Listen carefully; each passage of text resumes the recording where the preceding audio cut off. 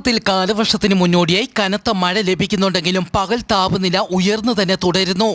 കേരളത്തിൽ കഴിഞ്ഞ 24 മണിക്കൂറിൽ രേഖപ്പെടുത്തിയ ഉയർന്ന അൾട്രാവയലറ്റ് സൂചിക കൊല്ലം ജില്ലയിലെ കൊട്ടാരക്കരയിലും, പത്തനംതിട്ട ജില്ലയിലെ കോന്നി, ആലപ്പുഴ ജില്ലയിലെ ചെങ്ങന്നൂർ, കോട്ടയം ജില്ലയിലെ ചങ്ങനാശ്ശേരി, വയനാട് ജില്ലയിലെ മാനന്തവാടി എന്നിവിടങ്ങളിൽ ഓറഞ്ച് അലർട്ടും, തിരുവനന്തപുരം വിളപ്പിശാല, ഇടുക്കിയിലെ മൂന്നാർ, എറണാകുളം ജില്ലയിലെ കളമശ്ശേരി, പാലക്കാട് ജില്ലയിലെ തൃത്താല, മലപ്പുറം ജില്ലയിലെ പൊന്നാനി, കോഴിക്കോട് ജില്ലയിലെ ബേപ്പൂർ, കണ്ണൂർ ജില്ലയിലെ ധർമ്മടം എന്നിവിടങ്ങളിൽ യെല്ലോ അലർട്ടും പ്രഖ്യാപിച്ചു. മലമ്പ്രദേശങ്ങൾ, ഉഷ്ണമേഖലാ പ്രദേശങ്ങൾ എന്നിവിടങ്ങളിൽ UV സൂചിക ഉയർന്നതായിരിക്കും. പുറം ജോലികളിൽ ഏർപ്പെടുന്നവർ സുരക്ഷാ മുൻകരുതൽ പാലിക്കണമെന്നും അറിയിച്ചു. വാഷിംഗ്ടൺ തീരത്തെ ഒരു മത്സ്യബന്ധന കപ്പൽ മുങ്ങി 44 വയസ്സുള്ള ക്യാപ്റ്റനെ കാണാതായി.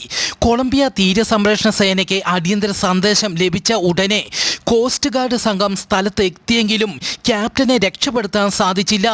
ലൈഫ് ജാക്കറ്റുകൾ ഉപയോഗിച്ച് മറ്റ് ജീവനക്കാർ രക്ഷപ്പെട്ടു.